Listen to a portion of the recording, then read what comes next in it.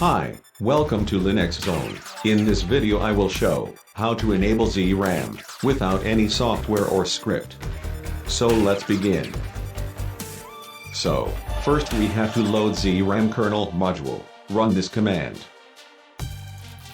After it run these echo commands, it will set the compression algorithm and size of Zram. You can change size according to yours.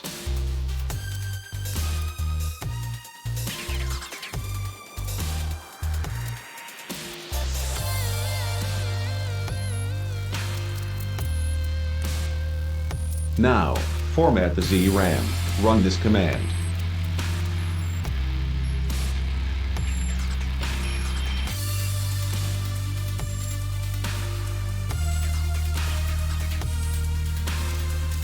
Then start Zram with this command.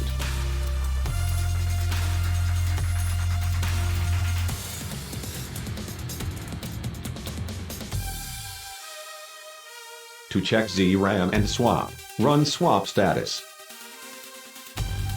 or zramctl command, or run free command like this. Now to enable Zram permanent or persist after reboot, watch video further. So to load Zram kernel module, run this command to edit a file. And write these lines, or copy paste from Wiki, link is in description. Save the file and exit. Now create and edit a UDEV file, run this command.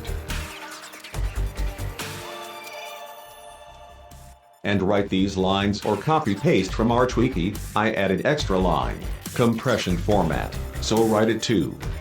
Then save and exit. Now edit fstab file, run this command. And add these line of Zram. I added priority to 100, you can change it. Then save and exit. And reboot the system. After reboot, check swap with swappin or zramctl commands.